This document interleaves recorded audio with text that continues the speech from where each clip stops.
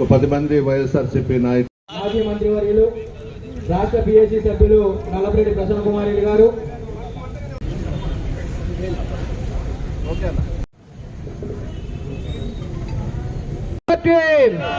జరిపించాలి డిఎస్సి పై సిబిఐ విచారణ, జరిపించాలి డిఎస్సి పై సిబిఐ విచారణ, మెగా డిఎస్సి.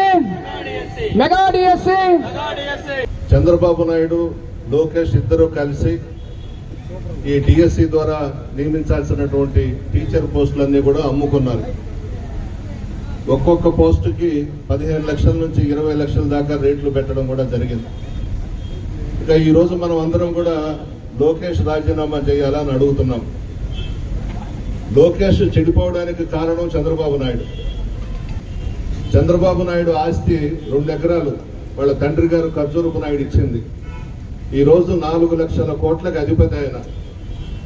ఇవన్నీ చూసి లోకేష్ చంద్రబాబే సంపాదించాడు, నేనెందుకు సంపాదించకూడదని సంపాదన మీద పడిపోయాడు. ఏదేమైనా యువతకు, విద్యార్థులకు నేను పిలుపునిస్తున్నా. ఈ మధ్యన ఢిల్లీలో ఏ విధంగా అయితే చేసి కేంద్ర ప్రభుత్వం మెడలు వంచి విద్యాశాఖ మంత్రి చేత రాజీనామా చేయించారో అదేవిధంగా మన రాష్ట్రంలో కూడా రోడ్ల మీదకు రావాలి, పోరాడాలి.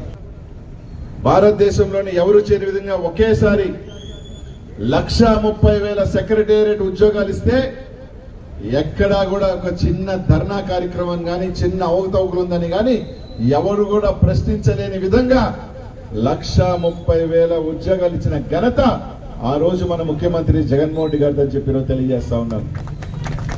అదే ఈ రోజు ఏది చూసినా ఆఖరికి క్రీడల్లో ప్యాకాటను కూడా చేర్చారంటే ఇంతకన్నా గొప్ప వాళ్ళని ఎక్కడన్నా ఉంటారా అని అడుగుతా ఉన్నా.